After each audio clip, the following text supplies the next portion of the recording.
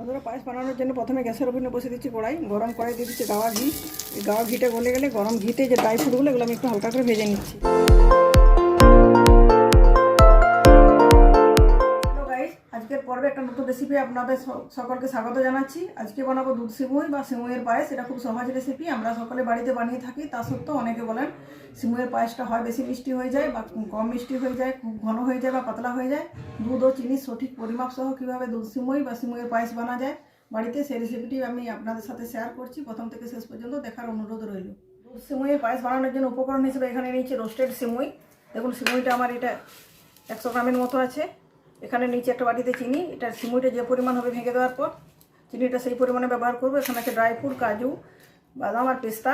এখানে নিচ্ছি দুধটাও 1 লিটারের মতো আছে। তো চলুন বন্ধুরা, এবার রেসিপিটা আমি শুরু করি। বন্ধুরা, পায়েস বানানোর জন্য প্রথমে গ্যাসের ওভেনে বসে দিচ্ছি কড়াই। গরম কড়াই দিয়ে দিচ্ছি গাওয়া ঘি।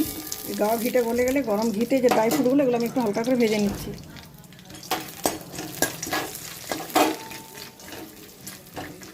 খুব বেশি ভাজবো না, হালকা করে ভেজে নিচ্ছি। এগুলো ঘি থেকে তুলে নিচ্ছি। এটা রোস্টেড, তাও একটু ঘি দিয়ে একটু হালকা করে ভেজে নিচ্ছি সিমুইটা 1 মিনিটের মতো। সিমুইটা ভাজা হয়ে গেছে, এগুলো তুলে নিচ্ছি কড়াই থেকে। দিয়ে দিচ্ছি 750 ml দুধ।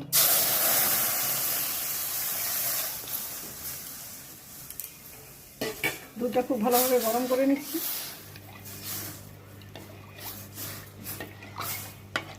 দুধটা খুব ভালোভাবে ফুটে উঠেছে। ফুটে ওঠা দুধের মধ্যে দিচ্ছি 2টা ফাটিয়ে রাখা এলাচ ফ্লেভারের জন্য। আর দিয়ে দিচ্ছি 1 বাটি চিনি। এই বাটিটা আমার 1.5 বাটি সিমুই হয়েছে, কিন্তু আমি যেহেতু হালকা মিষ্টি পছন্দ করি এই জন্য আমি 1 বাটি চিনি ব্যবহার করছি।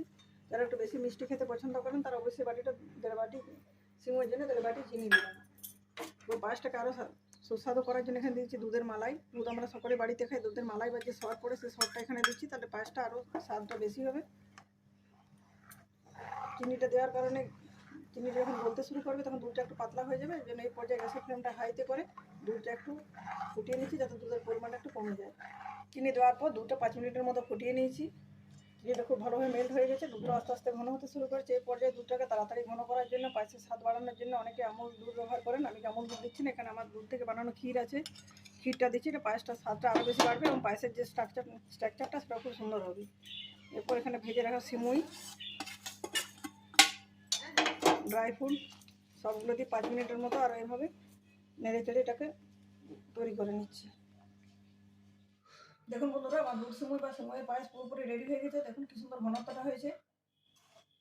এটা দুধের মালাই দেওয়ার কারণে খুব সুন্দর একটা হয়েছে। দেখুন ক্রিমি ক্রিমি ভাবটা এসেছে। দিয়েছি দুধের মাওয়া বা দুধের যেটা ক্ষীর বা চাছি বলা হয়।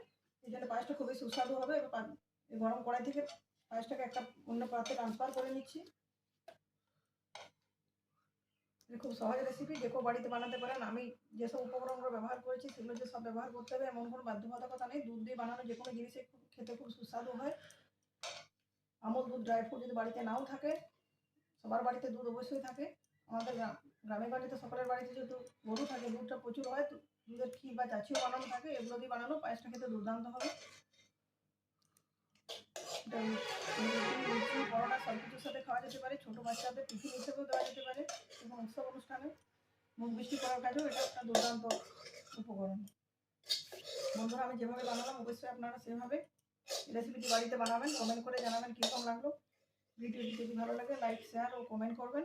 চ্যানেলটি যদি এখনো সাবস্ক্রাইব করে না থাকেন, চ্যানেলটি সাবস্ক্রাইব করে পাশে থাকা বেল বাটন অন করে দেবেন আমার ভিডিও নতুন নতুন রেসিপির আপডেট পাওয়ার জন্য। আজকের মতো এই পর্যন্ত। পরের দিন ফিরে আসছি নতুন কোনো রেসিপির সাথে। ধন্যবাদ।